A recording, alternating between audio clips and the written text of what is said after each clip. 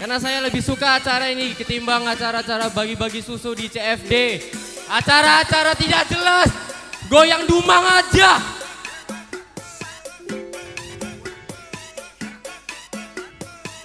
Saya meminta tolong kepada teman-teman kalau saya ucap demokrasi, kita bilang return demokrasi to its nature. Return demokrasi to its nature. Mengembalikan demokrasi ke aslinya. Setuju? Demokrasi. Return demokrasi to its nature. Demokrasi Indonesia mengembalikan demokrasi ke aslinya.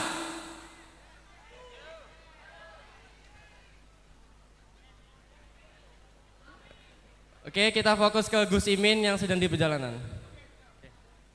Oke, makasih sebelumnya. Terima kasih. Sudah ada yang mau kita selepet, teman-teman? Ntar dulu. Sudah ada yang mau kita selepet? Tolong dijawab nih. Kalau saya bilang who is Muhaimin, dijawab Muhaimin is Kandar. Bisa semua? Karena yang kita selepet sudah hadir di sini. Who is Muhaimin? Who is Muhaimin? Selamat datang Gus Imin. Boleh tepuk tangan untuk Gus Imin. Selamat datang Gus Imin. Ketemu lagi. Ela di situ aja. Ela sama Toba satu pesawat, Gus. Iya. Oke, silakan teman-teman mengkondisikan diri dulu, duduk dulu. Wah, banyak yang berdiri nih Gus, di belakang banyak audiensnya, di sana juga ada. Boleh sapa-sapa dulu Gus. Di sana masih ada sampai ke ujung Gus. Ini sangat menyenangkan. Pak Imin ini beda katanya Gus. Lebih menyenangkan dibanding acara bagi-bagi susu katanya Gus. Jadi di sini kita membuktikan orang-orang ini harapannya bukan memuja-muji tapi menguji Gus Imin. Udah siap semuanya menguji Gus Imin? Sudah siap menguji Gus Imin? Sebelumnya kita tanya dulu nih, Gus Imin apa kabar Gus hari ini? Alhamdulillah, Assalamualaikum. Sehat semuanya? Terima kasih, semangat hadir. Moga-moga semua mendapatkan berkah, amin. Amin. Nah coba duduk dulu kawan-kawan. Kawan-kawan duduk dulu. Kalau mau lesehan di sini nggak apa-apa. Boleh, kita sangat terbuka. Ini penuh banget nih, saya juga kaget sepenuh ini dengan tempat yang luas ternyata masih belum cukup menampung antusiasme kawan-kawan kota Metro untuk menguji calon presiden dan calon wakil presiden yang hadir di sini. Karena kalau di Bandar Lampung sudah ada desak Anies Gus, jadi sekarang giliran wakil presidennya yang diuji Gus. Sebelum memulai, saya mau nanya dulu, yang nonton debat capres semalam tepuk tangan. Yang puas dengan performa Anies Baswedan tepuk tangan. Gus, gimana debat kemarin Gus ceritanya? Apa yang Gus Imin rasakan debat kemarin Gus? Ya, pertama saya nyapa dulu. Silakan Gus. Para anggota DPR RI, Pak Al Muzamil, mana Pak Al Muzamil tadi? Di sini Gus. Ini. Tepuk tangan untuk Pak Muzamil. Bu Ela, anggota DPR, tepuk tangan untuk Bu Ela. Sahabat saya, Pak Toba, Taufik Basari. Sudah, DPR 3 aja ya. Saya juga ingin menyapa teman-teman PKS, pengurus PKS Metro mana? Oh di belakang tuh. Teman-teman pengurus Nasdem Metro. Teman-teman pengurus PKB Metro. Ini teman-teman koalisi. Terima kasih semuanya telah datang. Jadi tadi malam pada ngelihat debat ya? Puas? Sukanya kalau lihat orang berantem pada puas ya? Kalau ada orang berantem puas berarti kurang hiburan, tahu? Bukan. Semalam itu bukan berantem, bukan. Dan perlu saya sampaikan, semalam itu bukan urusan pribadi loh ya.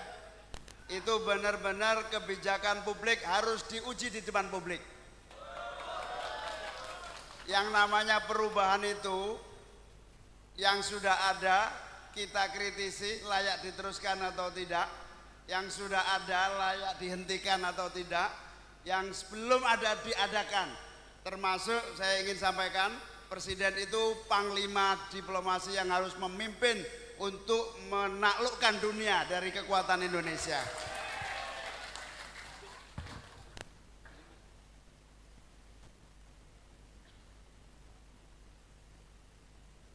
Cek ya.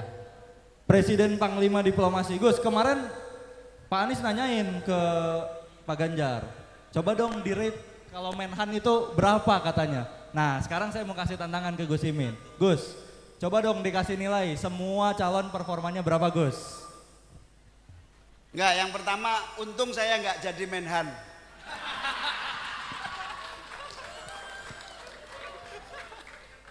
Kalau jadi Menhan, masa cuma dapat angka 11 dari 100? Nah, yang mana penilaian? Penilaian Gus, sampai 1 sampai 10.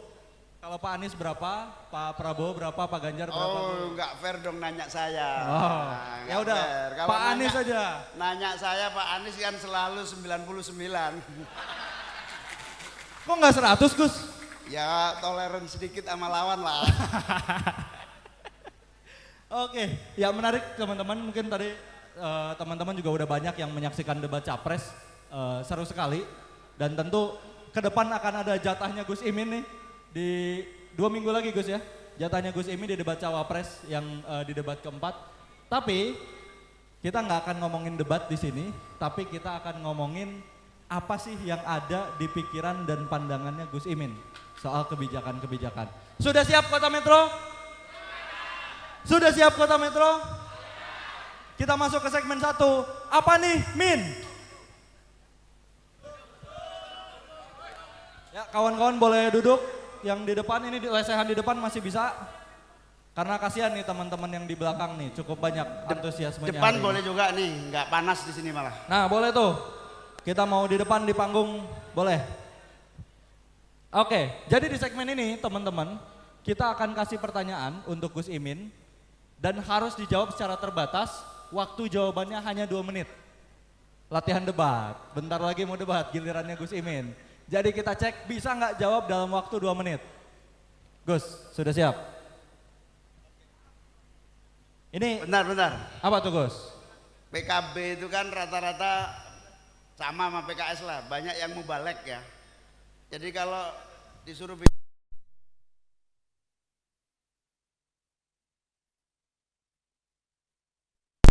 Nggak apa-apa bicara 1 jam, yang penting jangan bilang, aduh nggak ada waktu buat bicara, yang penting jangan kayak gitu. Oke, kita mulai dengan pertanyaan pertama. Kalau teman-teman tahu, apa sih yang diingat dari Gus Imin? Salah satu yang saya ingat, Gus Imin ini PD-nya luar biasa, tingkat dewa. Nah sekarang saya mau ngecek kepedean Gus Imin. Saya tadi turun Gus dari bandara ke sini. Kayaknya dikit banget baliho amin. Tapi Gus, katanya Gus ini yakin kalau amin itu akan lolos ke putaran 2. Bahkan katanya akan menang langsung 1 putaran. Nggak putaran 2 lagi, menang langsung 1 putaran. Kok bisa pede Gus menang kayak gitu? Apalagi di Lampung yakin Gus, menang Gus.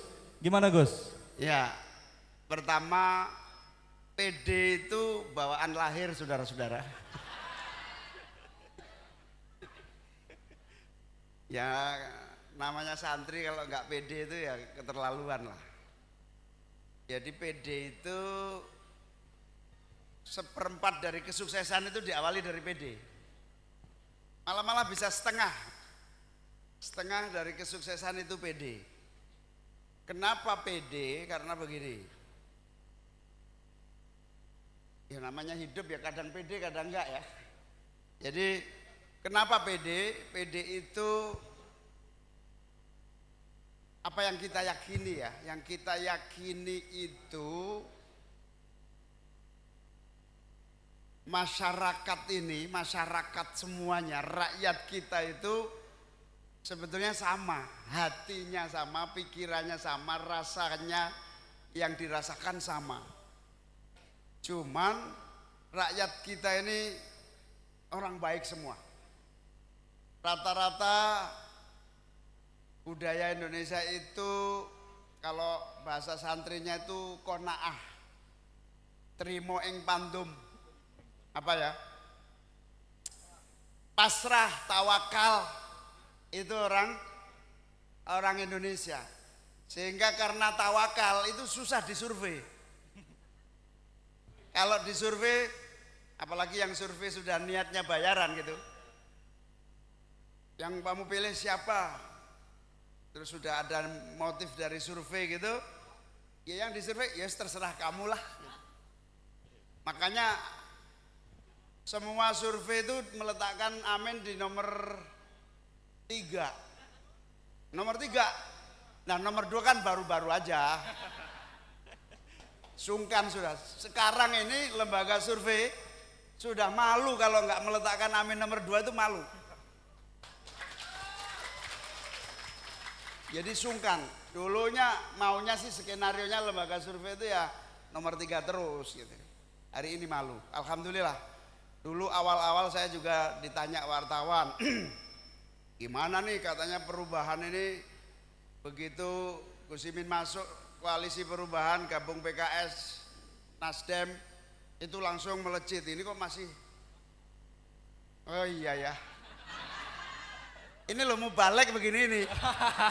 Ya udah aku ganti profesi dari mubalek dah.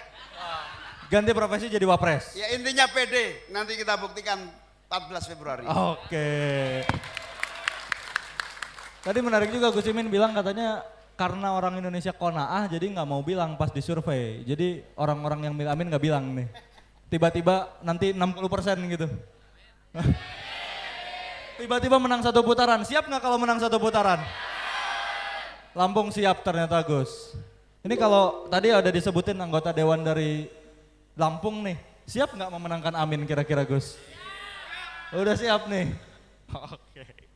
Oke, kita masuk ke pertanyaan kedua Gus. Gus, Lampung ini kan sebenarnya dulu di zaman Orde Baru, ini terkait juga dengan jabatan Gus Imin sebelumnya. Mungkin teman-teman yang belum tahu Gus Imin ini pernah jadi menaker trans Gus ya. Ada transmigrasinya. Dan Lampung ini adalah salah satu daerah yang cukup banyak jadi tujuan dari transmigran. Sebenarnya kalau transmigran ini kan mereka tiba-tiba pindah meninggalkan wilayahnya. Mereka yang transmigrasi ke sini kira-kira ada ruang pemberdayaan apa aja Gus? Buat mereka yang pindah ke sini dan akhirnya bisa mengembangkan juga ekonomi Lampung. Karena nggak mungkin dong mereka cuma pindah gitu aja. Tapi mereka harus menciptakan satu roda perekonomian yang terus bergerak di Lampung. Gimana Gus?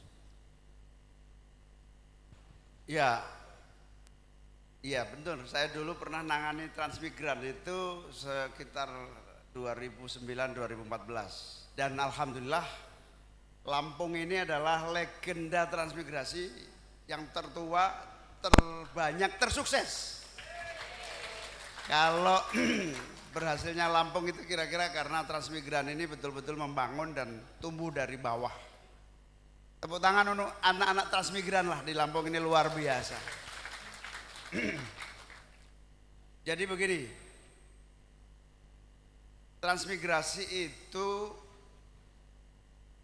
distribusi pemerataan tapi kecil-kecil. Tetapi penyebarannya merata di seluruh wilayah tanah air kita. Yang perlu kita ambil inspirasi dari transmigrasi itu adalah motivasi, fighter, berangkat dari titik nol, kemudian lalu sama tadi ceritanya soal terima tawakal itu kuat gitu. Nah, ini kita perlu kembangkan perubahan yang lebih besar lagi, yaitu percepatan pengembangan kota-kota baru. Kota-kota baru yang dulu sebetulnya juga sudah pernah muncul ide ini, yaitu membangun kota-kota kecil baru. Jadi tidak hanya untuk satu kota saja, tetapi semaksimal mungkin anggaran kita miliki digunakan untuk sebanyak mungkin kota kita bangun. Mulai dari 14 kota rujukan sampai 40 kota yang menjadi konsentrasi supaya apa? Mengatasi pengangguran, mengatasi migrasi, mengatasi urbanisasi, mengatasi urbanisasi ke Jakarta itu tidak dengan hanya satu titik, tapi diperbanyak titik-titik perbaikan, perubahan dan kemajuan. Insya Allah kalau Amin menang, kita buat perubahan merata dan perbaikan kota-kota merata di berbagai daerah.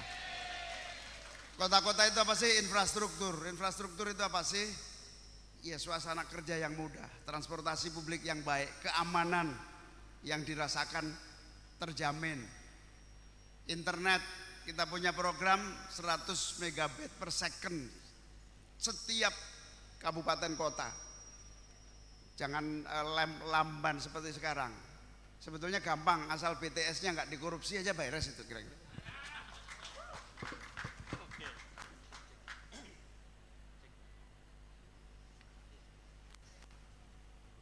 Cek, oke. Ya, tadi satu hal yang menarik, itu soal pembangunan 40 kota. Ini yang udah dibicarakan juga nih sama Gus Imin ketika debat Cawapres.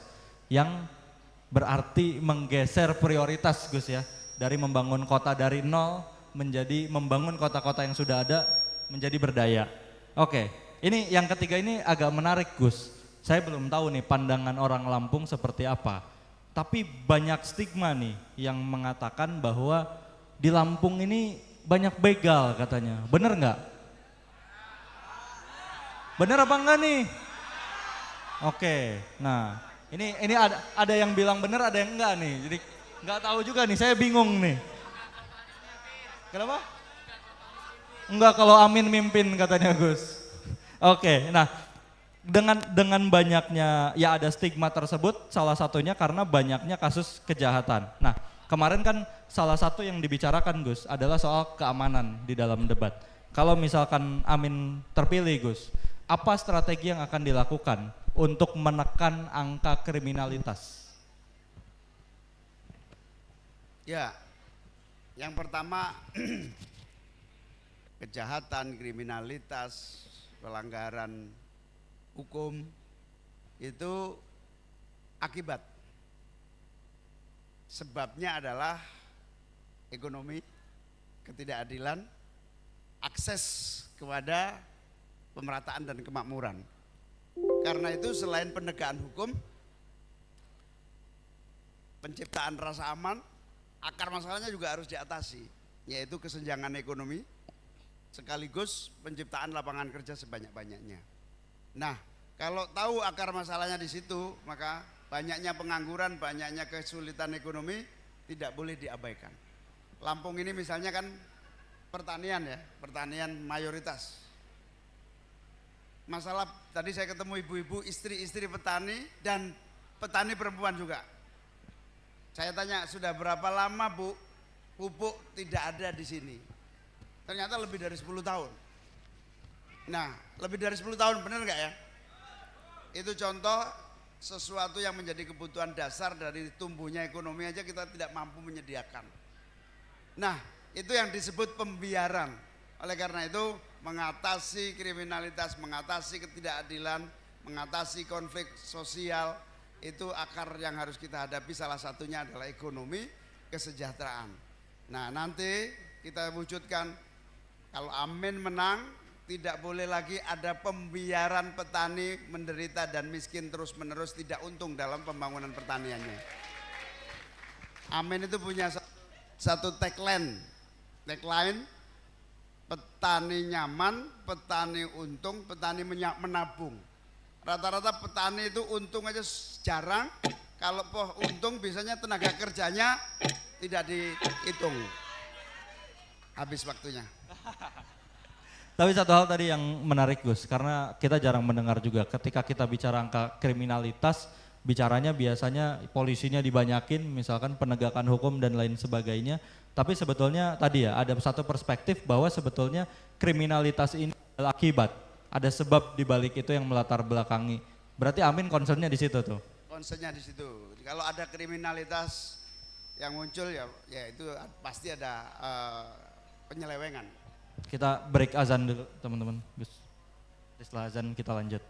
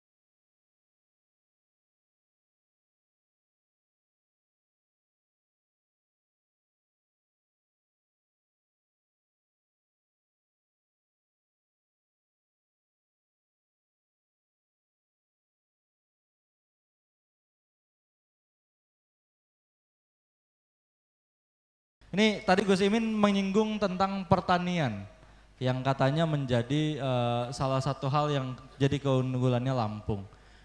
Soal pertanian ini kayaknya agak ramai juga kemarin bagaimana Kementerian Pertahanan fokusnya di food estate. Tapi pasangan Amin ini nggak mau solusi soal ketahanan pangannya itu adalah food estate. Padahal Gus Imin sendiri yang bilang kalau pertahanan tuh katanya 2, militer sama satu lagi pangan Gus ya. Nah yang jadi pertanyaan Gus, di Lampung ini kan ada banyak komoditas Gus. Ada nanas, lada, kopi, dan katanya mau menggunakan kontrak farming. Model kontrak farming seperti apa Gus yang akan digunakan di Lampung untuk bisa memberdayakan petaninya tapi juga menjaga ketahanan pangan? Bapak Ibu, teman-teman hadirin hadirat sekalian yang saya muliakan, ya ini pertanyaan penting yang merupakan problem di depan mata kita. Bahwa kebutuhan pangan kita besar, bahwa daya tahan pangan kita masih terbatas sehingga masih mengandalkan impor. Bahkan dari berbagai bahan makanan yang masuk sebetulnya bisa disediakan oleh para petani kita. Akan tetapi ketidakberdayaan itu menjadikan kita bergantung banyak impor. Karena di samping kita produksinya nggak banyak, juga impor kadang-kadang lebih murah dari produksi kita sendiri. Nah menghadapi ini yang harus kita lakukan adalah kita harus punya desain pangan nasional. Di mana 270 rakyat kita butuh makan, petani menanam untuk mensuplai kebutuhan itu, harusnya kalau dari kalkulasi ekonomi, harusnya petani untung, kebutuhan pangan terpenuhi. Karena besar pasarnya, tapi faktanya petani enggak untung, kebutuhan pangan tidak terpenuhi. Oleh karena itu harus ada langkah-langkah cepat. Kenapa Amin menolak food estate?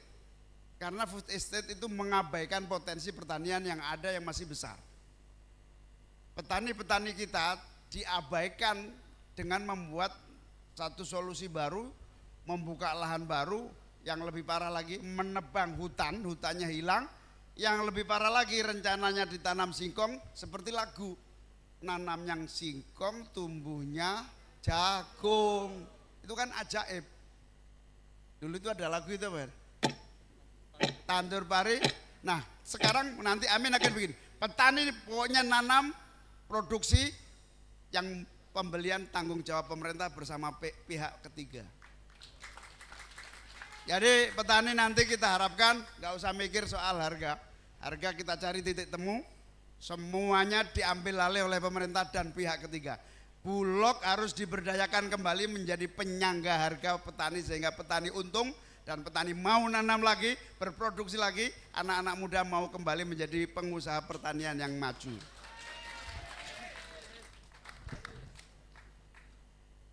Berarti benar teman-teman, tanah Indonesia ini tanah surga.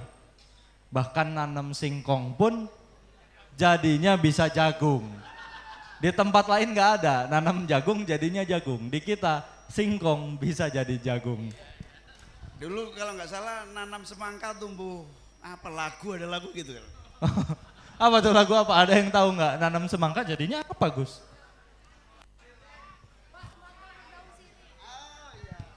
Buah semangka berdaun sirih. Oh, ternyata lagu itu sekarang nyata Bu. Singkong berbuah jagung. Oke, kita masuk ke pertanyaan terakhir di sesi ini teman-teman. Sebelum nanti teman-teman berinteraksi. Nanam singkong berbuah jagung. Tumbuhnya di polybag lagi. Tumbuhnya di polybag, bukan di tanah Gus ya. Emang magic ini. Terakhir nih, ini kalau teman-teman tadi bilang teman-teman nonton debat capres, berarti teman-teman mendengar pertanyaan ini. Ada yang ngadu ke Mas Anies. Ngadu katanya cawapresnya bilang nggak usah memprioritaskan anggaran pertahanan. Toh kita negaranya lagi damai. Dan bilang katanya kalau kita negaranya pengen damai maka kita harus bersiap untuk perang. Tapi kemarin yang jawab Mas Anies. Kita kasih kesempatan di sini yang jawabnya Gus Imin. Silakan Gus. Ya namanya capres dan cawapres kan harus saling membantu. Kompak. Jadi gini, itu terputus-putus cerita soal statement saya itu. Jadi saya ketemu petani-petani di Bandung. Petani-petani di Bandung itu mengalami penderitaan yang agak panjang. Salah satunya faktor pupuk dan ruginya berproduksi. Petani-petani bilang, kalau ngomong pertahanan Pak, pertahanan itu ada dua. Satu pertahanan militer, yang kedua pertahanan pangan. Pokoknya bagus lah ceritanya itu para petani. Tapi kita kok nggak jadi prioritas belanja sebesar pertahanan. Itu jadi protes itu. Menanggapi protes itulah saya bilang. Jadi intinya gini, semua budget negara harus dievaluasi prioritasnya. Prioritasnya apa? Tidak asal tadi malam di debat sudah cukup clear sebetulnya. Misalnya ya, pertahanan misalnya. Pertahanan kita itu kan yang paling ada di depan mata itu kan perang cyber. Nah, bahkan Kementerian Pertahanan pun dihack, itu kan aneh gitu. Artinya belanja yang butuh di depan mata ini tidak dilakukan, malah mimpi-mimpi macam-macam belanja yang nggak ada hubungannya. Malah menurut kesimpulan debat semua tiga pihak kemarin itu, tiga pihak yang berdebat, saya bisa menyimpulkan ada cara perencanaan yang salah di dalam mengambil prioritas belanja negara. Yang dibutuhkan prioritas itu apa dari sebuah angkatan perang atau militer. Nah itu juga menjadi, nah intinya yang saya sampaikan itu adalah kami Amin harus merevisi, mengevaluasi dan menentukan prioritas yang tepat, bukan asal belanja. Jadi prioritasnya apa Gus? Nanam singkong berbuah jagung juga nih, jangan-jangan Kemenhan nih. Oke, teman-teman kita masuk ke segmen selanjutnya. Udah pada siap buat nyelepet Gus Imin?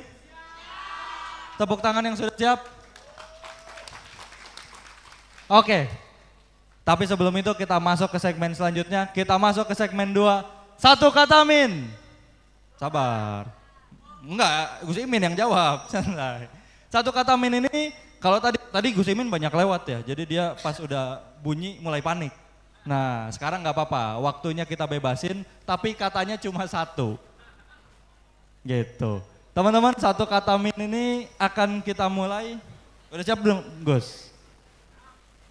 Nih, satu kata pertama Gus. Satu kata tentang Lampung Gus. Pisang. Pisang. Emang nih udah mikirin oleh-oleh pulang bawa apa nih katanya. Kenapa pisang Gus? Loh, saya ini agak cerdas nih gara-gara kebanyakan makan pisang tahu.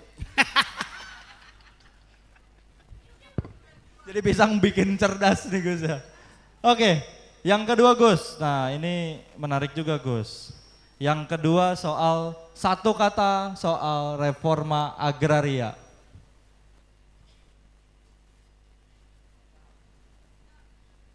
Reforma agraria. Iya, satu kata tentang reforma agraria. Reforma agraria laksanakan. Laksanakan. Ini tolong ditagih ya. Reforma agraria biasanya tuntutan dari masyarakat, terutama biasanya konflik tanah sering ada tuh. Jadi Gus. gini, reforma agraria itu kenapa laksanakan? Debat tahun 2019 itu ingat nggak? Itu Pak Jokowi bilang tanah-tanah bahkan ratusan ribu hektar dikuasai oleh segelintir orang. Itulah ya. Padahal petani-petani kita yang bawah itu nggak sampai 0,3 hektar. Nah, land reform atau reforma agraria adalah distribusi akses lahan pertanian untuk petani, bukan untuk segelintir orang. Itu sudah dicanangkan sejak 2019. Sekarang sudah mau 2024 dan tidak ada tidak terasa yang kita munculkan. Karena itu tugas Amin nanti betul-betul memoratorium penggunaan tanah-tanah negara yang besar itu untuk prioritas petani mendapatkan hak lahan untuk menjadikan produksi pertanian semakin tumbuh. Jadi land reform, reforma agraria, distribusi hak tanah bukan sekedar bagi sertifikat, tapi benar-benar modal untuk penumbuhan pertanian kita dan memakmurkan petani kita. Nanti tanah-tanah negara, tanah-tanah nganggur, punya negara, punya BUMN yang nganggur pun itu harus diberdayakan, dimanfaatkan untuk para petani kita supaya kita mandiri pangan dalam waktu yang secepat-cepatnya.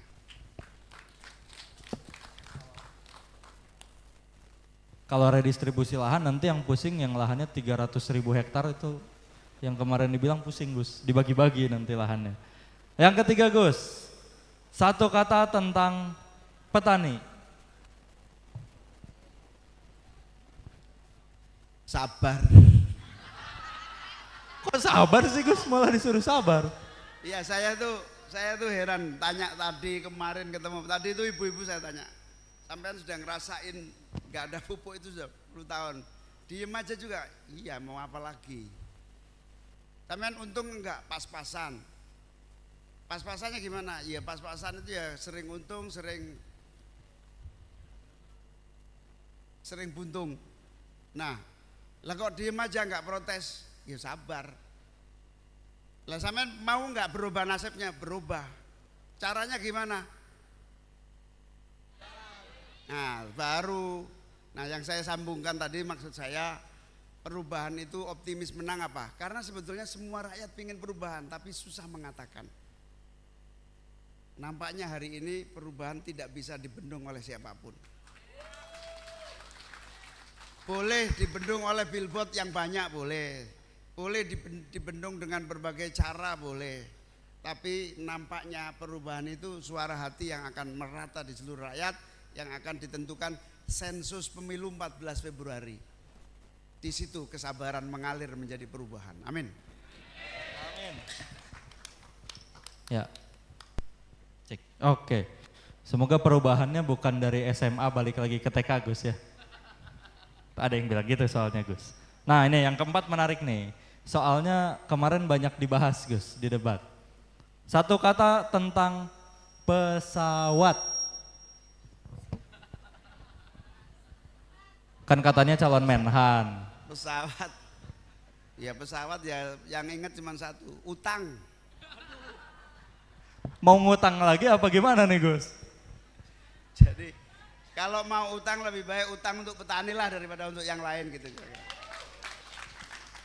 Ya gampangnya gini. Kita ini tiap tahun bayar bunga utang sudah 450-an triliun. Bayar utangnya saja itu belum pokoknya. Bayar bunganya saja itu. Nah, makanya kalau utang harus hati-hati betul supaya tidak. Apalagi kalau utang yang suruh bayar itu 50 tahun setelah rezim. Ya kasihan boyoknya anak cucu kita itu kasihan. Itu harus hati-hati betul intinya. Oke. Jangan ngutang berarti Gus. Kalau anak cucunya melanjutkan hutang tuh. Ngutang boleh tapi harus tepat. Ngutang boleh tapi harus tepat. Berarti pesawat-pesawat kemarin nggak tepat nih Gus. Oke, terakhir nih. Ini menarik juga Gus. Jadi obrolan di sosial media. Saya waktu scrolling sosial media banyak Gus. Soal ketika selesai debat. Satu kata tentang salaman. Ini menjurus adu domba ini. Satu soal salaman. Satu kata Gus. Menghindar. Wah. Nah, mungkin boleh ceritain Gus, emang gimana ceritanya kemarin setelah selesai itu? Kayaknya debatnya seru banget ya. Teman-teman yang nonton di rumah seru nggak? Kalau Gus Imin di sana apa yang dirasakan Gus? Ya kita itu merasa apa ya, yang kita perdebatkan bukan pribadi, jadi salaman, rangkulan itu biasa ya. Tapi nampaknya ya manusiawi lah, manusiawi. Kalau kamu selepetannya terlalu pahit, saya pamit, pulang nggak pakai pamit ini. Oke. Berarti selepetannya keras banget tuh. Pedes banget, berhasil nyelepet itu berarti. Oke teman-teman, tadi pengantar dari saya aja buat bikin panas ke teman-teman kalau pertanyaan-pertanyaannya harus pedas. Kayak tadi yang terakhir tuh Gus Imin diselepet tuh, bingung dia kan. Nah, tapi sebelum teman-teman nanya, sekarang sesinya buat teman-teman, tapi kita pengen Gus Imin datang di sini bukan cuma ngomong. Tadi kan cuma jawab-jawab pertanyaan aja Gus, tapi kita pengen Gus Imin mendengar aspirasi dari masyarakat yang ada di sini. Lebih baik saya mendengar aspirasi, kalau ada pertanyaan yang sulit-sulit saya minta tolong bantuan DPR menjawab. Nah, oke kita masuk ke sesi ketiga. Segmen ketiga, dengerin Min. Ya, ini emang sound efeknya spesial buat di sini. Teman-teman, di segmen ini teman-teman dikasih waktu 3 menit untuk menyampaikan aspirasinya, gagasannya ke Gus Imin. Nanti Gus Imin akan menjawab di akhir Gus semuanya dalam waktu 4 menit. Berarti berapa pertanyaan ini? Oh itu belum sesi pertanyaan. Pertama kita kasih 3 dulu Gus yang mau menyampaikan aspirasi. Saya coba cek Gus ya. Ini satu yang ketiga nih, turun dulu tangannya. Saya mau dari sini dulu deh, yang sana nanti ya, biar gampang ngelihatnya. Sini dulu. Satu yang ketiga ya. Satu. Sini dulu, bentar. Mas boleh mas? Ya, maju ke depan mas. Bentar, masih ada yang lain. Di sini aja Gus, mas. Masih jubir nih? Oh jangan dong kalau jubir, jangan nanti aja kita buka buat kawan-kawan yang lain. Mohon maaf, boleh foto aja boleh sama Gus di depan. Santai. Mas boleh mas, yang di belakang mas.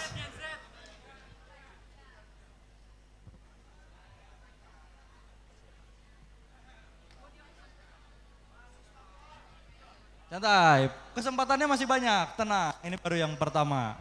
Mas, silakan mas. Assalamualaikum warahmatullahi wabarakatuh. Pantun sedikit. Berangkat ke pasar bersama paman. Jangan lupa pakai sepatu. Kalau pingin perubahan, jangan lupa pilih nomor 1. Cak Imin, kami ini memang sangat mengharapkan perubahan ini terjadi. Perubahan ini wajib hukumnya bagi kami yang di bawah ini yang merasakan kesulitan-kesulitan yang kami rasakan. Yang paling kami alami sekarang ini tentang hukum, tentang ekonomi, dan tentang demokrasi. Makanya yang pertama kami minta semoga Anies Anies Baswedan dan Caimin menjadi presiden dan wakil presiden Republik Indonesia. Kemudian kami minta langsung robah khususnya hukum dan di institusi hukumnya. Kemudian rubah konsep ekonominya.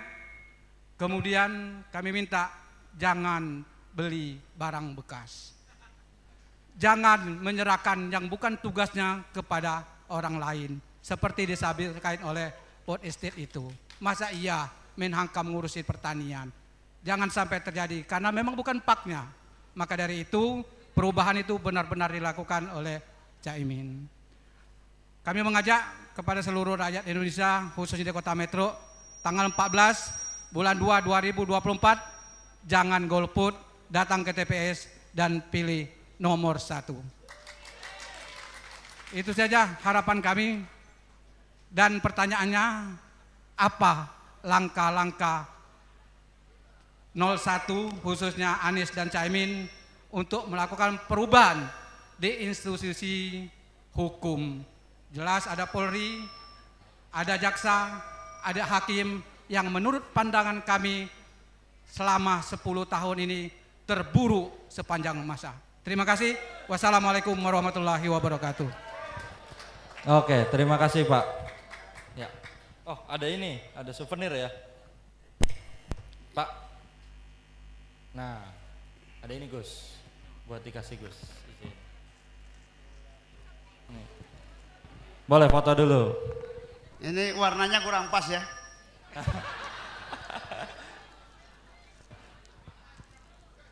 Kurang pas juga. Ya sudah, kalau nggak pas kasih anaknya aja nanti. Pak siapa namanya? Pak Joni, terima kasih. Baca ini bentar, tulisannya apa ini? Sana. Berubah atau punah. Berubah atau punah. Oke. Saya mau yang sebelah sini. Oke. Oh, ini ada pesan-pesan dulu. Jadi hari ini teman-teman yang menikmati Slepet Imin bukan cuma kita semua yang di sini, tapi ada audiens yang hadir juga Gus secara online di YouTube-nya Gus Imin dan juga di Metro TV. Jadi tolong posisi-posisi kamera jangan dialangi. Ada kamera di situ, di situ. Oh, ini kayak ini ya. Boleh lambaikan tangan kalau menyerah Gus. Nah. Oke, kita masuk ke sesi yang kedua dari sini. Hitungan 1 yang ketiga ya. 1, 1, 1. Oke, boleh yang paling depan Mas. Silakan.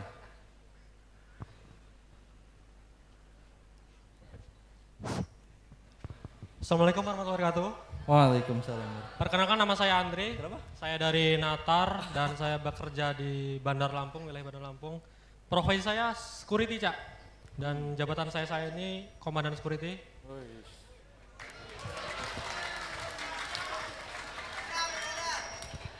Mengenai Omnibus Law, Cak. Omnibus Law.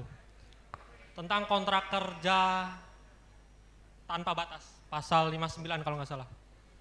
Kita tahu seluruh Indonesia itu semua pekerja itu semuanya sistemnya dikontrak, Cak. Dan durasi jangka kontraknya itu bervariasi. Ada yang 2 tahun, ada yang setahun, ada yang 6 bulan, bahkan ada yang miris sekali cuma 3 bulan, Cak. Dan upah yang diberikan oleh perusahaan itu relatif juga. Ada yang layak, tapi kebanyakan yang nggak layak, Cak. Di bawah UMR lah ibaratnya, Cak. Dan yang menyebalkannya, ada oknum-oknum di perusahaan itu yang bermain. Contoh, setiap kali perpanjangan kontrak, anggota itu dituntut untuk membayar. Kalau tidak membayar, kontrak kita tidak lanjut. Itu yang paling menyebalkan, Cak. Nah, karena paslon nomor urut 1 ini Abah Hanis dan Caimin mengusung tema perubahan, yang mau saya tanyakan, perubahan apa nantinya yang akan dilakukan oleh paslon nomor 1 ketika menjadi R1 untuk merubah sistem Omnibus Law tersebut, Cak. Terus yang kedua, ini live kan? Mungkin bisa di show up. Saya tidak bekerja di perusahaan tersebut, saya juga bukan anggota organisasi tersebut, tapi ini keluh kesah rekan-rekan saya sesama profesi security. Mungkin di Snaker bisa tonton ini dan tolong sidak ITERA, mungkin Mas Jaki jadi ITERA ya.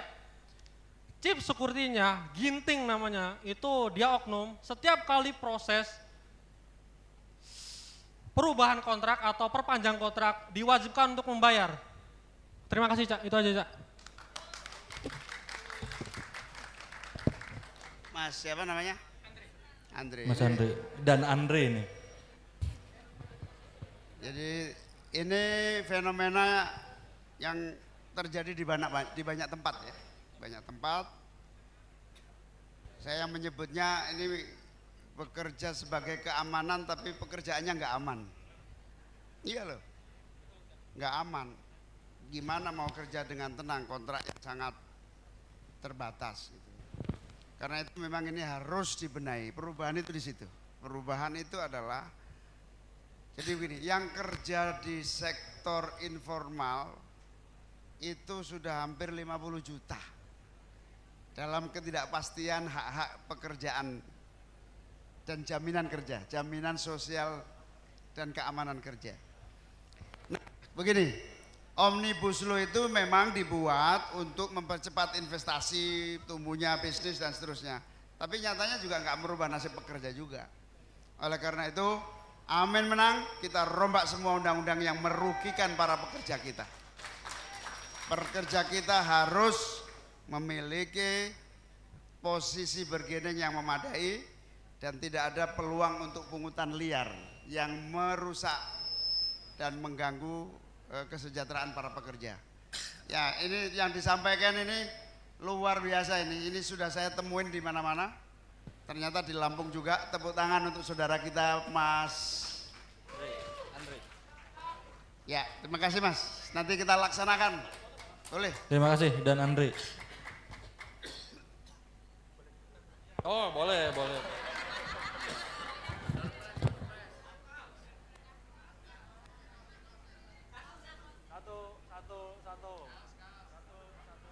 Andre, ini ada kaos security warnanya agak tua dikit. Tulisannya SGIE. Selepet Gus Imin enak. Oke, terima kasih Mas Andre. Kita coba yang sisi sebelah sini. Agak miris ya, saya dengerin cerita Mas Andre rasanya apa ya? Miris. Dan itu katanya sering terjadi juga Gus. Gus sebelah sini Gus Imin yang pilih Gus. Sebentar. Oh perempuan, yang mana Gus? Yang putih. Mikrofonnya di sana, silakan Mbak. Selamat siang Caimin, wah bangga sekali ya bisa satu meja bareng sama Caimin. Oke, jadi di sini adalah jadi aspirasi yang ingin saya sampaikan adalah di Lampung ini terkenal bahwa infrastrukturnya itu kurang memadai, kurang mumpuni. Di sini itu bahkan lebih sulit untuk kami datang ke daerah-daerah atau kampung-kampung di sini bahkan daripada kita datang ke kota, ke Bandar Lampung atau ke Jakarta karena infrastrukturnya baik. Grogi. Nah kalau dari Caimin sendiri nih, kira-kira apa sih yang bakal diwujudkan nanti atau strategi apa dan kinerja apa yang bakal dilakuin sama pasangan paslon 01 untuk merubah ini semua agar kita punya infrastruktur yang baik karena itu sangat menjadi beban juga untuk kami warga Lampung karena itu salah satu masalah utama karena ya kita sulit untuk pergi ke daerah sendiri bahkan banyak daerah yang daerahnya belum diaspal Caimin bahkan kemarin waktu saya ke Lampung Tengah jalannya banyak banget yang berlubang bahkan belum diaspal sejauh itu kalau jalan di sini aja belum benar gimana mau bangun IKN. Oke. Gitu aja Caimin pertanyaannya. Thank you. Terakhir. Oke, terima kasih Mbak. Boleh ininya mungkin Gus. Wing ya. Nah, Mbak siapa namanya Mbak? Hah? Namanya siapa? Bukan udah. Sampai nggak ngasih tahu nama. Namanya Cynthia. Mbak Cynthia. Iya. Oke, silakan Mbak Cynthia. Tulisan kaosnya lu gak bahaya tah.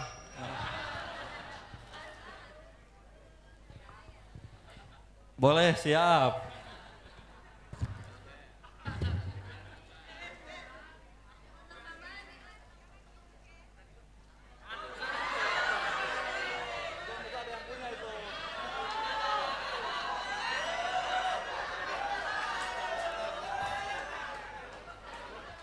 Oke, terima kasih Mbak Cynthia. Gus, masih mau mendengar Gus?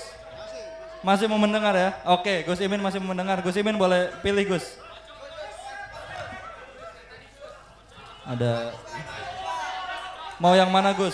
Ada ojol tuh, ada mahasiswa juga Gus. Ada emak-emak Gus. Banyak Gus. Yang muda, Gus Imin mau yang muda, mau yang mana Gus? Nah Gus. Boleh Mas, silakan ke depan Mas. Aspirasi Mas ya.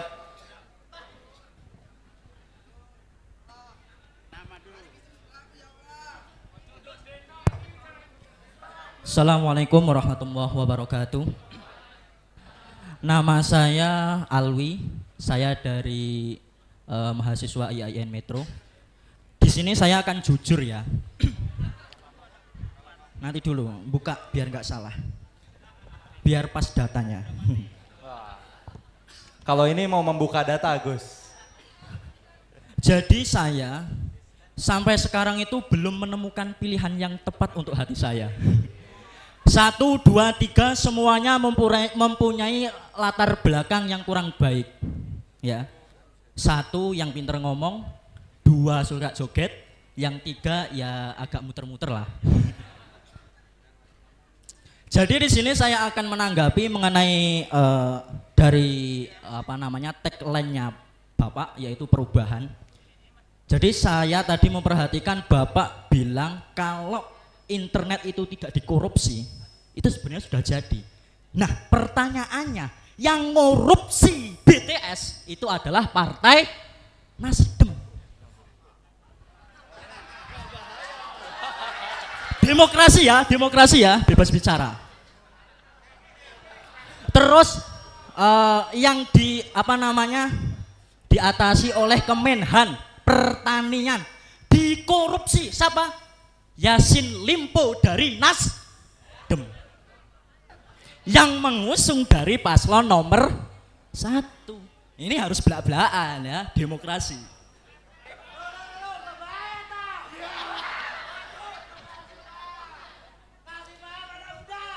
Ya, ini anak muda ya. Nah, tadi makanya pertanyaan dari Bapak yang nomor 1 dipanggil Mas tadi, itu salah besar. Mereka menyalahkan Kemenhan yang mengambil alih pertanian, padahal yang salah DPR yang menjadi apa? Dikorupsinya pertanian. Harus kita tahu itu, ya. Jangan selalu sebar hoak-hoak yang tidak benar. Oke, setuju Indonesia bersih? Hidup pergerakan. Ini agak grogi ya. Ini ada wartawan katanya sampai Metro TV. Saya takutnya kayak Bima, wah dikejar-kejar nanti.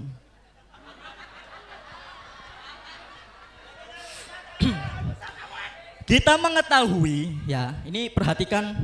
Waduh, kita mengetahui bahwa paslon nomor 1 memang teoritis nampak bagus dan indah, kata-katanya dan lain sebagainya. Tetapi kita tahu di DKI OKOC tidak berjalan. DP rumah susun 0 rupiah, tapi nyatanya apa? Reklamasi yang ditanyakan apa nolak ternyata juga dilaksanakan. Pertanyaannya, apakah bisa dipertanggungjawabkan masalah 40 kota setara Jakarta, sedangkan Pak Anies saja gagal mengurus Jakarta? Oke, waktunya yang nomor 2 satu lagi Pak, pesan terakhir. Kita nggak potong konten. Anda ya. bicara apa kita nggak potong, tapi kita hormati waktu, oke? Kita hormati waktu. Anda bicara apa saya nggak potong, tapi ketentuan waktu kita punya. Anda menghargai itu nggak? Siap. Terima kasih. Oke, thank you Mas.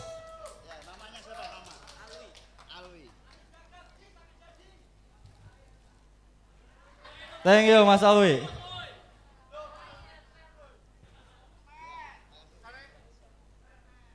Berubah atau punah katanya. Oke, terima kasih Mas Alwi. Gus, ada banyak tuh tadi yang menyampaikan soal penegakan. Kasih 2 lagi. Mau dilanjut Gus? Masih doyan ternyata. Biar tuntas. Oke. Gus, mau yang mana Gus? Mana nih kita lihat nih. Saya mau, Ibu boleh Bu?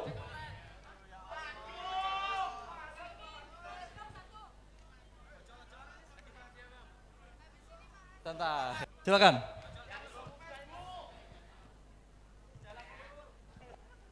Kalau yang mau nanya pedes, kita belum sesi pertanyaan. Jadi kalau merasa pertanyaannya pedes, tunggu. Ini sesi aspirasi. Silakan. Assalamualaikum warahmatullahi wabarakatuh. Di sini nama saya Purwanti kebetulan saya dari Lampung Timur, Gus. Tadi cuman nggak kebagian yang di sekampung, jadi saya lebih dekat ke sini. Saya di sini mau mewakili dari Tamak Emak nih, Gus. Perdapuran, Gus. Kami ini setiap mau masak bingung, Gus. 50.000 kagak dapet apa-apa. Cabe sekilo udah 100.000. Gas naik terus. Bawang merah aja naik, Gus. Gimana ini, Gus? derita banget Gus kami ini, apalagi yang penghasilan kami hanya sebagai pedagang kecil-kecilan yang mungkin sehari hanya dapat 100.000, jadi cuman dapat cabai 1 kilo Gus. Nah itu saya sebagai ibu rumah tangga mewakili ibu-ibu semuanya, gimana solusinya untuk menstabilkan harga bahan-bahan pokok, karena ini untuk kelangsungan rumah tangga. Jadi kalau misalnya di rumah tangga itu harga semakin meningkat terus, gimana untuk memenuhi gizi untuk anak-anak kami. Jadi kami butuh solusi dari paslon nomor 1. Sebenarnya saya, maaf ya, saya itu dari dulu pendukung Pak Prabowo Gus. Maaf ya Gus. Tapi itu dulu Gus. Itu dulu, maaf. Mungkin itu aja. Jadi kami menggantungkan harapan kami sebagai ibu-ibu rumah tangga untuk mencari solusi gimana menstabilkan harga bahan-bahan pokok bagi kebutuhan rumah tangga. Gimana ibu-ibu, setuju? Namanya siapa namanya? Ibu Purwanti. Iya, terima kasih ya Gus. Saya mohon solusi yang benar-benar nyata Gus, bukan hanya orasi doang ya Gus. Dulu Prabowo, sekarang gimana sekarang? Rahasia. Oke, terima kasih Ibu Purwanti. Oh ini, Bu.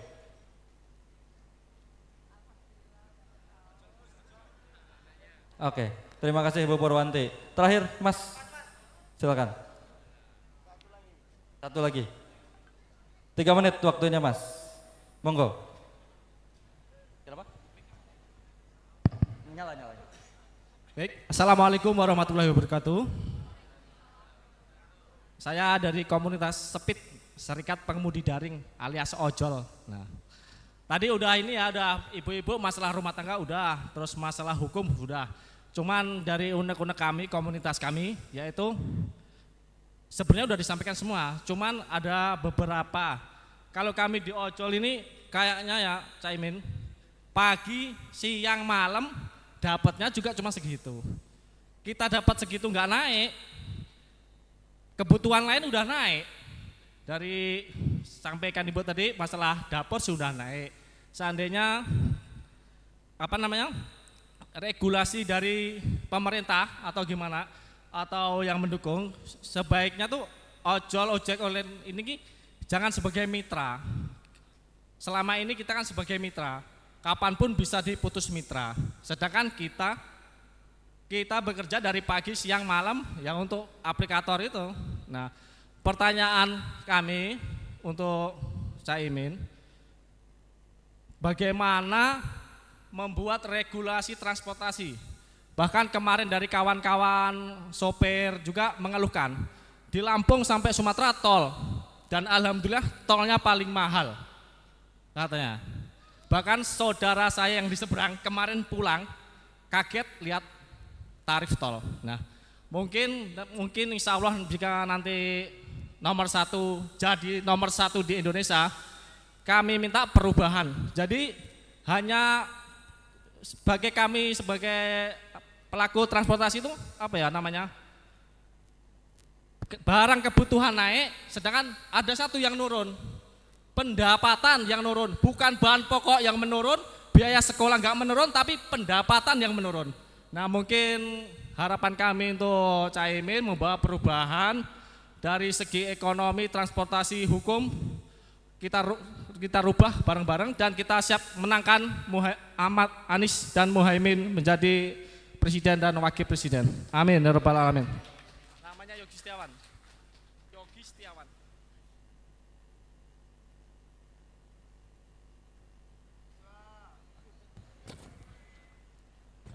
Cek.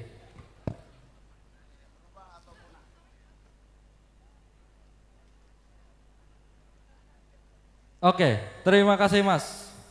Sudah banyak aspirasi Gus, soal hukum, tadi soal korupsi, soal kenaikan harga bahan pokok, ada juga disampaikan soal ini dari ojol Gus, katanya pendapatan yang berkurang, dan tadi yang cukup menarik juga cerita yang security Gus ya, yang menyampaikan soal ternyata mau perpanjang kontrak aja dia harus bayar. Gus, silakan tanggapannya Ya, Gus. dari semua masukan, dari semua masukan, usulan, pertanyaan, kesimpulannya satu, yaitu perubahan. Gak boleh dibiarkan seperti ini.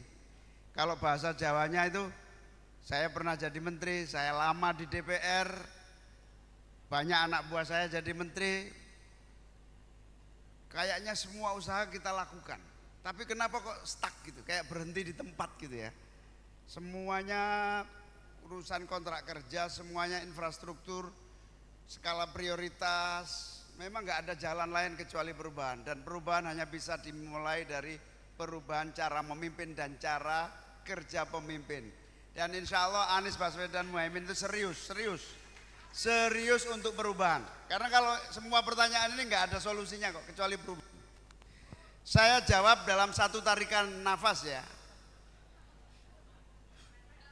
Soalnya ini cerita ini panjang banget ini. Kesimpulannya gini kira-kira. Pemerintah itu punya tanggung jawab. Kayaknya mic-mu lebih bagus ya.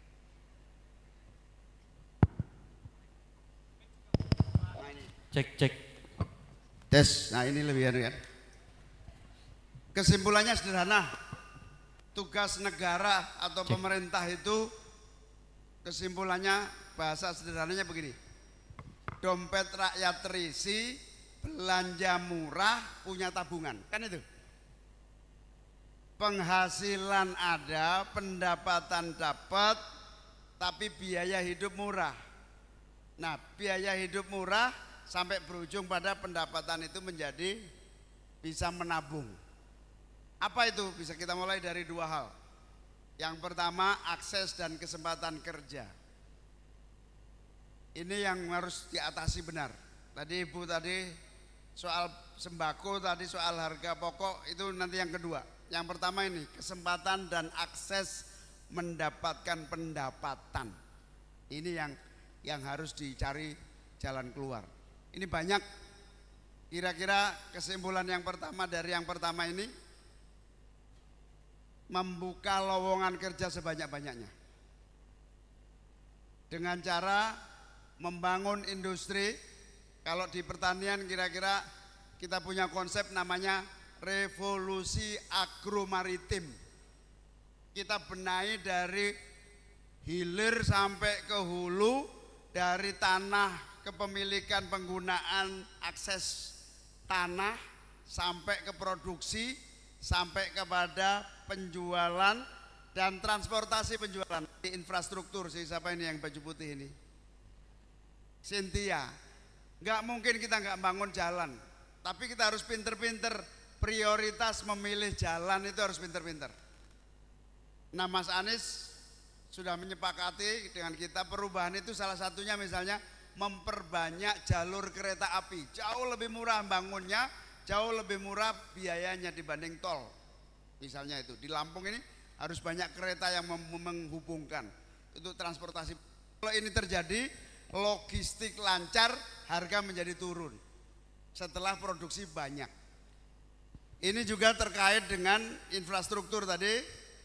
Insya Allah kita lebih baik mendistribusikan anggaran negara untuk infrastruktur di berbagai titik daripada satu titik.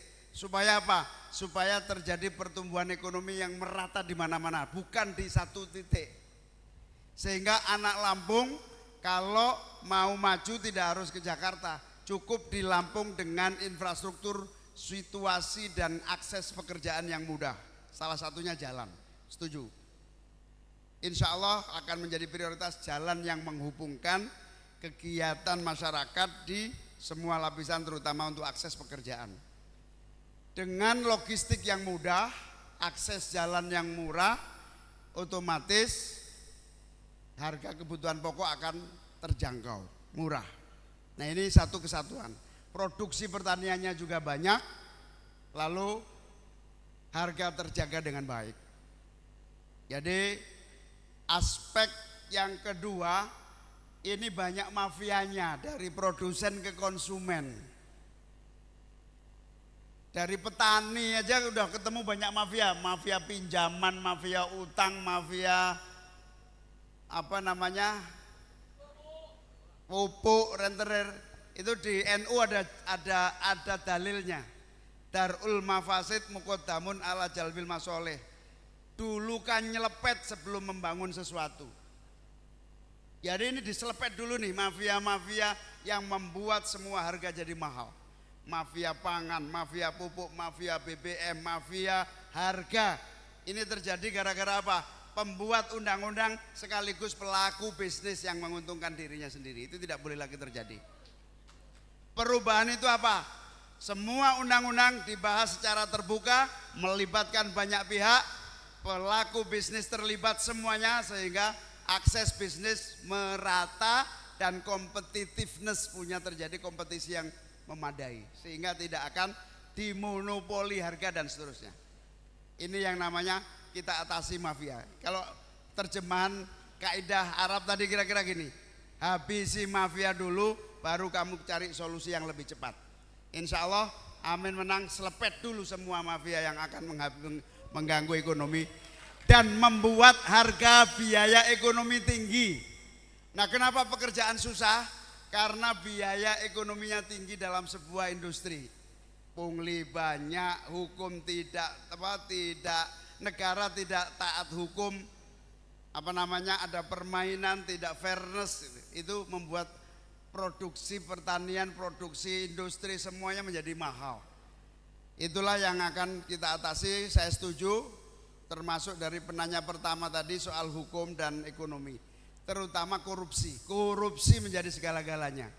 Tadi Alwi tadi, korupsi itu bukan perilaku dalam artian kalau si X korupsi laku institusinya korupsi, belum tentu.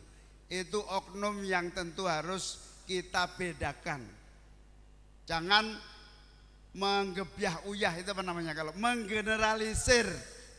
Nah gini, oke, itu yang pertama. Saya setuju Alwi, korupsi biang kerok utama mahalnya harga dan semua proses yang ada di Indonesia harus dipangkas setuntas-tuntasnya. KPK kita kembalikan utamanya sebagai lembaga yang independen dan tidak diintervensi politik apapun. Marwah utamanya itu. Soalnya teman-teman ada yang nanya, itu menteri-menteri itu korupsi dulu atau gara-gara koalisi dulu baru dituduh korupsi? Itu juga ada pertanyaan seperti itu. Tapi oke lah, korupsi ya korupsi. Kita tidak ada kompromi dengan korupsi. Tapi tolong jangan digeneralisir. Berikutnya tadi soal ojol, semua setuju. Kasihan ojol ini belum ada satu regulasi pun yang memberikan, karena padahal ini sudah jutaan ini. Jutaan tapi posisi ketenaga kerjaannya nggak jelas. Ini yang namanya pembiaran. Amin menang tidak akan membiarkan ini, harus ada aturan. Bertahun-tahun ini ojol ini sudah berapa tahun ya? Kira-kira 10 tahun ya? 5 tahun dibiarkan aja nggak diurus. Masih lumayan nggak sakit jiwanya, psikologisnya. Nggak jelas nasibnya, nggak ada kepastian, nggak ada kepastian hukum dalam regulasinya. Ini kasihan. Karena itu semua kepastian hukum harus ditegakkan. Dan akar masalahnya juga sama. Negara ini negara hukum, bukan negara kekuasaan. Sehingga negara hukum harus terdepan. Kita tidak akan membiarkan negara ini melenceng dari negara hukum. Oke, berikutnya Alwi lagi belum saya jawab. Ini Alwi, supaya kamu mantap memilih, tidak ada yang sempurna di antara yang ada. Kamu pilih aja yang paling baik di antara yang ada. Jadi soal siapa yang berhasil, siapa yang sukses, siapa itu relatively persepsi. Kayak misalnya Mas Anies, menurut saya sih gubernur paling sukses di Indonesia Mas Anies Baswedan. Menurut saya, tapi itu subjektif, bisa jadi objektif. Contohnya, tidak ada satupun gubernur di Indonesia yang bisa membangun stadion bertaraf internasional yang sangat besar itu. Yang kedua, Mas Anies dituduh politik aliran, politik identitas, radikal, radikul segala macam. Tapi 5 tahun harmonis semua hubungan antar agama di DKI. Mas Anies dituduh OCOK, itu memang program OCOK belum pernah jalan, itu kan idenya siapa? Sandiaga Uno, bukan menjadi program Pak Anies. Nah ini kalau bagus malah kita bisa ambil. Jadi semua persepsi, saya tidak akan komentar, tapi nanti Alwi sampai rumah, tidur ngadep ke langit, lihat di antara yang ada, yang terbaik mana. Kiranya jernih, akan kelihatan yang terbaik di antara yang ada. Ada kelemahan kelebihan masing-masing lah. Semua ada kelemahan kelebihan masing-masing. Tapi kalau direnungkan gitu, insya Allah hidayah Allah akan datang. Kira-kira gitu. Saya kira itu ya komentar saya sementara. Ya, terima kasih Gus Imin. Gus, tadi Gus Imin bilang mau ngajak orang-orang yang di samping nih Gus. Saya ada penasaran Gus soal Lampung itu. Yang mana itu? Tadi kan ada soal infrastruktur, harga mahal. Oh iya, infrastruktur. Kalau harga mahal tadi solusinya biaya ekonomi yang tinggi karena pungli, susahnya membuat pabrik, izinnya susah, setelah izin banyak pungutan liar dan seterusnya. Itu harus diatasi.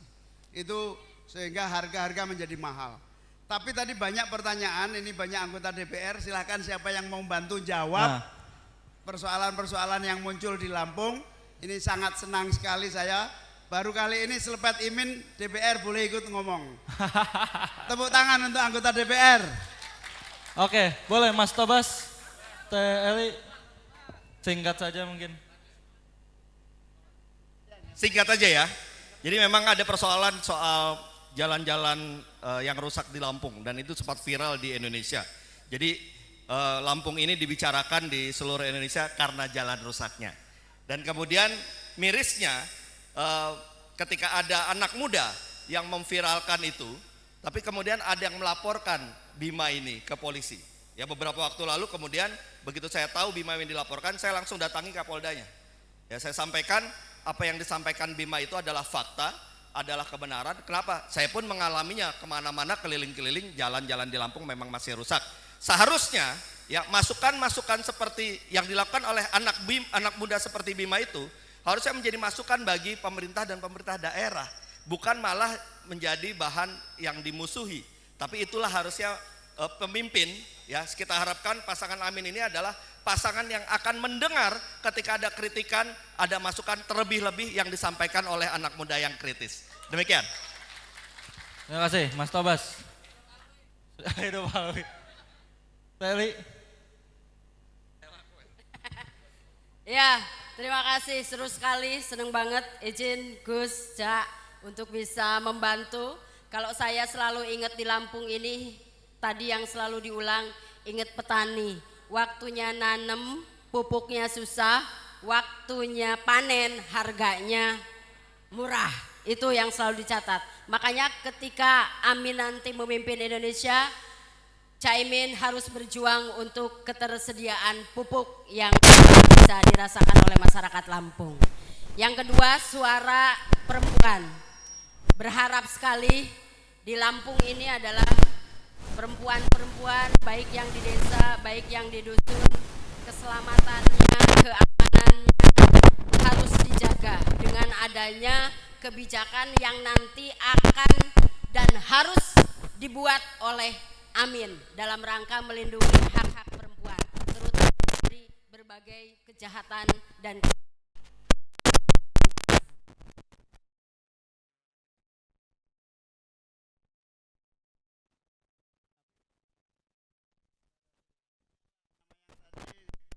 Taufik Basari. Izin Gus Ketum, Gus Imin, jadinya saya alhamdulillah dipercayakan sama Gus Ami sebagai Kapoksi di Komisi 10. Komisi 10 membidangi Kemendikbud Ristek Dikti, tentunya sangat berhadapan dengan program-program permasalahan anak bangsa untuk bisa menggapai cita-citanya. Jadinya masa periode saya tahun pertama saya masih anggota biasa tuh pas tahun pertama. Program yang dicanangkan seperti halnya Kartu Indonesia Pinter itu hanya sebatas menyelesaikan keguguran bahwa ada program Kartu Indonesia Pinter. Di saat saya dipercayakan oleh Gus Ami, alhamdulillah saya perjuangkan. Saya sampaikan kepada Mas Nadiem. Mas Nadiem, program Kartu Indonesia Pintar ini tidak punya manfaat cukup luar biasa kepada masyarakat. Karena apa? Saya punya afirmasi waktu itu, saya mendapatkan afirmasi 70, ternyata 50-nya nggak terserap, Gus Ami. Karena apa? Banyak sekolah-sekolah baik, kampus-kampus baik itu adanya di kota. Sedangkan masyarakat yang di daerah, anak-anak yang potensial, untuk sekolah tentunya harus migrasi dari tempat tinggalnya. Otomatis butuh biaya hidup, mulai dari sewa kos-kosan maupun juga biaya hidupnya. Saya sampaikan kepada Mas Nadiem, tolonglah dibangun suatu kebijakan yang memang bisa terserap untuk masyarakat kurang mampu, bisa memberikan kesempatan kepada putra-putrinya melanjutkan pendidikan ke jenjang paling tinggi, ke perguruan tinggi. Gimana Mas Devi? Saya bilang, tolong bikinkan program untuk kita sama-sama bisa mendorong mereka mendapatkan living cost-nya. Baru kita bagi juga, jangan sampai ada perbedaan wilayah.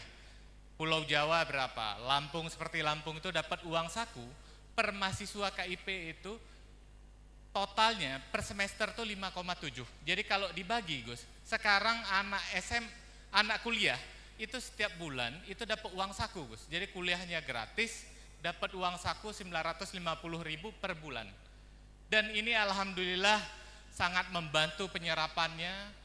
Banyak sekali yang anak-anak kurang mampu yang tadinya orang tuanya kesulitan. Di saat anaknya selesai sekolah, begitu nanya, Pak saya harus gimana lagi? Orang tua pasti kesulitan dalam menjawab, nak Bapak akan siap mendorong kalian untuk kuliah. Sekarang alhamdulillah, anak-anak yang tidak mampu bisa mendapatkan kesempatan untuk kuliah. Kemudian juga Gus, izin tadi yang disampaikan Gus Ketum cukup luar biasa. Saya belajar dari membaca buku di China, 4 kemajuan China. Kita tahu bahwa China sekarang negara terkuat ekonomi dunia. 4 sektor yang dibangun dari China apa? Yang pertama adalah pembaharuan hukum. Yang kedua aja, pembaharuan pendidikan. Yang ketiga, pembaharuan kesehatan.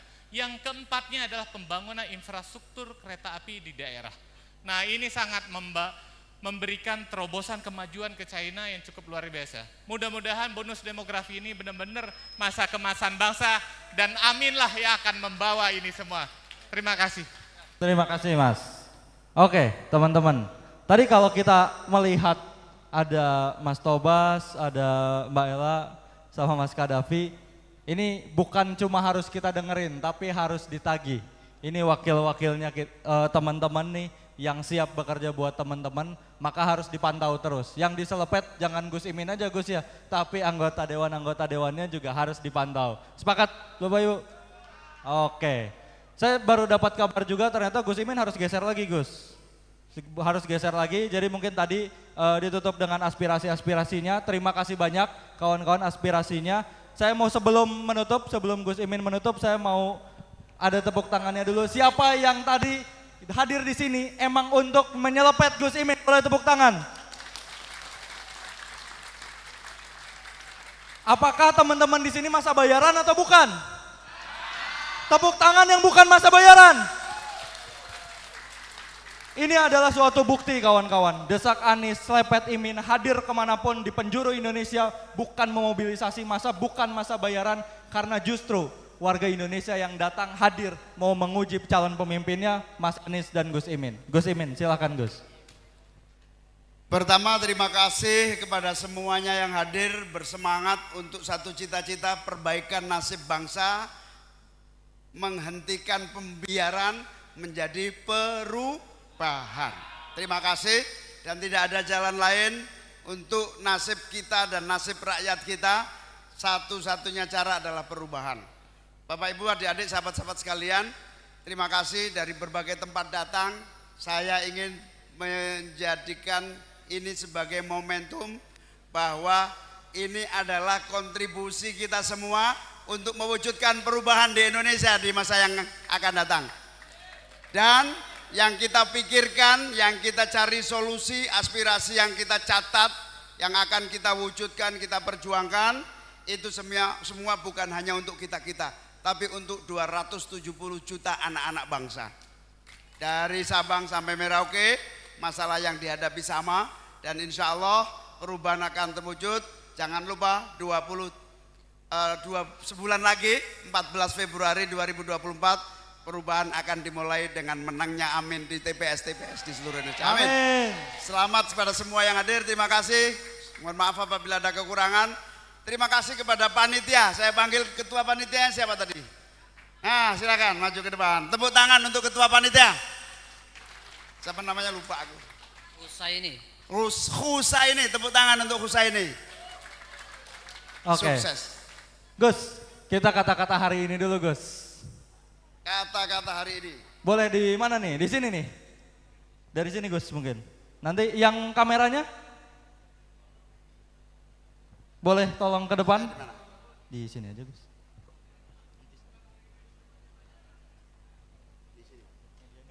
Aku madep sini. Madep sini. Ya, berdiri, Oke. berdiri. Boleh. Media kameranya naik ke depan. Nanti dulu ya.